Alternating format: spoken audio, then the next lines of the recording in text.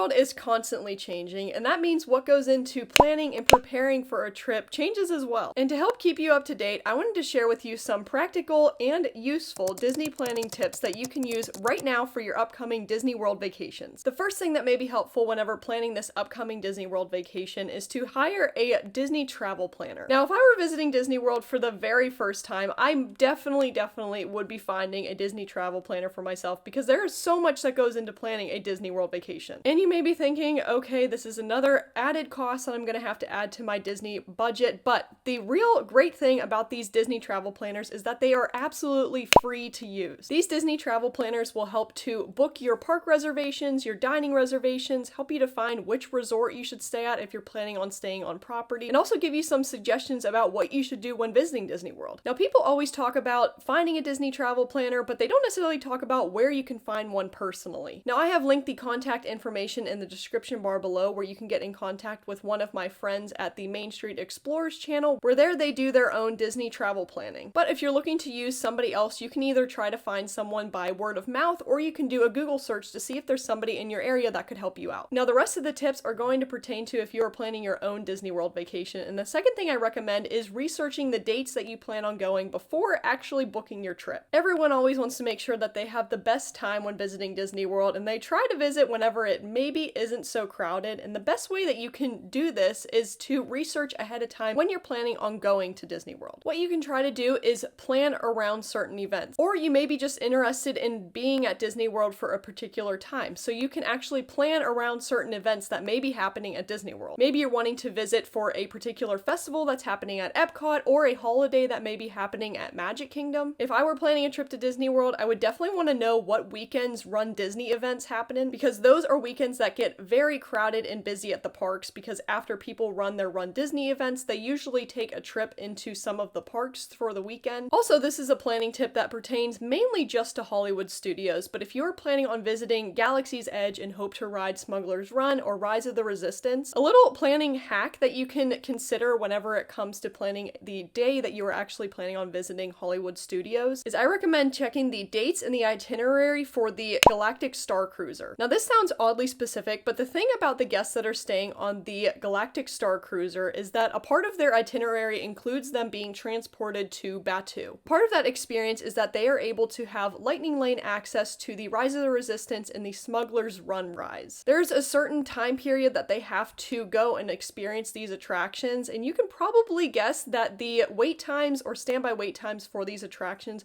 will definitely start to go up as these guests are going to be using and utilizing the Lightning Lane. So if you are wanting to hit Galaxy's Edge or Hollywood Studios on a day that may not be as busy, I recommend checking the itinerary for the Star Cruiser to see when those guests are going to be in Batuu, so that way you can properly plan around that. Now, this tip right now is perfect for if you are planning on staying on Disney World property during your upcoming trip, and this is Disney Resort discounts that are currently happening. So there's two discounts that you can take advantage of. One, if you are a Disney Plus subscriber, and two, if you are a Disney Visa card holder. Now, when it comes to the Disney Plus subscribers discount, what you can get is 25% off for resort stays from July 8th to September 30th of this year. That is a huge discount, and one that you're definitely not going to want to miss out on if you're planning on staying on Disney World property. Now, you can use the Disney Visa card discount whenever you are actually purchasing your resort stay, but this discount is for particular resorts, so you'll want to make sure that the resort that you are planning on staying at actually applies to this discount if you are planning on using it for that. Now, say you can't necessarily take advantage of either of those discounts because you don't have either of those things. What you can do is go on the Disney website to the Deals and Discounts tab, and it'll show you all of the current deals and discounts that can be used at Disney World. So take a look at this yourself, or talk to your Disney travel planner about it and see how you can save some money on your resort stays. Now, I'm sure by this time you have seen a lot about it, and the next thing you'll want to consider when planning a Disney vacation is the Disney Genie Plus system, and if it's something that you're going to want to use while on your vacation. Now, Now there's a lot that goes into this Disney Genie system, and I'll link a video above if you are interested in trying to figure out how to navigate it. But the thing that I recommend doing before actually getting to Disney World is learning how to use the Disney Genie system, how it can be used to your advantage, and if it's something that you are wanting to use or not. The overall consensus about this system I have seen is that Magic Kingdom and Hollywood Studios are two of the really good parks to use Disney Genie with. Epcot and Animal Kingdom are both very great parks, but the thing about the Disney Genie system is I've seen that it isn't necessarily an essential system to have to use whenever you're at those parks, because generally wait times aren't too bad. Ultimately, all of this to say, I just recommend checking it out, seeing if it's something that you want to use, and just having an idea of how to use it ahead of time so that way you can use it to your advantage. Another tip that I think is worth noting whenever planning a trip to Disney World is accounting for some hidden costs that may spring up whenever on your vacation. Now there's a couple of hidden costs that you may not necessarily initially think about whenever it comes to visiting Disney World, and what I like to think about when it comes to those hidden costs are parking fees or transportation fees to and from the airport, or merchandise costs. Merchandise can definitely start to add up whenever you're at Disney World, and if you are planning on flying into the Orlando airport to get to Disney World, you will have to find some means of transportation to get you to Disney World. And if you're interested in using an Uber or a Lyft to get around the Disney property, that's something else that you'll have to consider. Definitely take into consideration some of the hidden costs that you may not initially think about. Another thing that I see slip people's minds when it comes to planning a Disney vacation is planning out park reservations and dining reservations. Now let me say one thing, when visiting Disney World currently, you need theme park reservations for the park that you are planning on visiting for the day that you are planning on visiting. The last thing that you would want to do is to get to the parks for your day at Disney World and figure out that they are completely booked up and not have theme park reservations. I've already checked the Disney availability calendar, and for specific dates in May, some parks are already completely booked up. So if you are planning a trip to Disney World,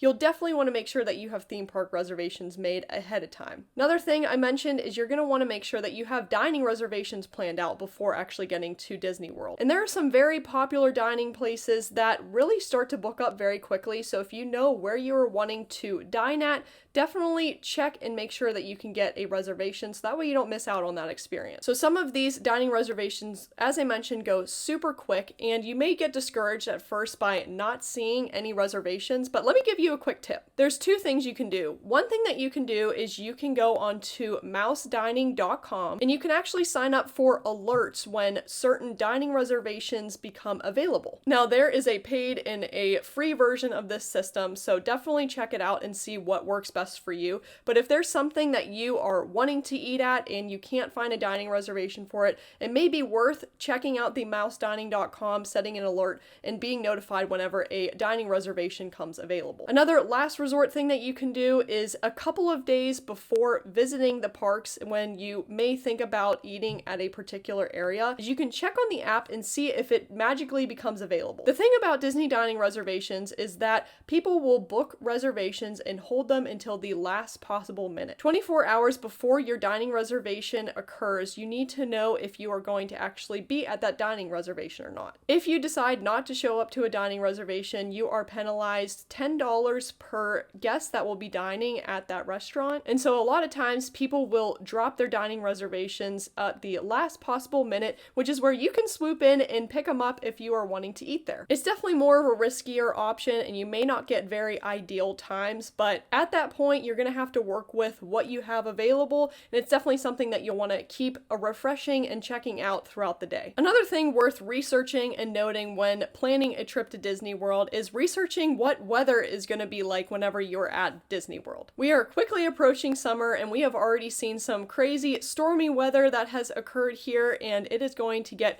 very hot throughout the summer. But in the fall, you may be visiting during hurricane season, or it could start to get pretty chilly during the winter time. So I definitely recommend researching what the weather's going to be like, so that way you can properly plan the clothing items and outfits that you plan on wearing at the parks. The last tip that I have for you here deals with park planning, and if you are planning on doing all 4 Disney theme parks when visiting Disney World during your trip, I recommend spacing out certain parks. Now right now, Hollywood Studios is definitely the most busy park at Disney World right now, and Magic Kingdom quickly approaches in second place. One thing that you may want to do for yourself or for your family is when you are planning out your park days is to put Hollywood Studios and Magic Kingdom separated by Animal Kingdom or Epcot. The nice thing about this is because it will give you a break from the hecticness and busyness that occurs at Hollywood Studios and Magic Kingdom, and it can give you a little bit of a break day in between both of those parks. As I mentioned earlier, Animal Kingdom and Epcot tend to not have crazy wait times when it comes to their rides. There are definitely some popular attractions in both of those parks, don't get me wrong, but usually they are a little bit more spread out and they aren't as busy as the two more popular parks at Disney World. It can get pretty overwhelming planning a trip to Disney World, but ultimately preparation is key to make sure that you have a great time at the park. And here's a video here that will share with you more info about things to know before visiting Disney World, as well as some other things that you should consider when planning your trip to Disney World. I hope you found these tips helpful and have a great time planning your Disney World trip, and we'll see you in the next video. See you guys!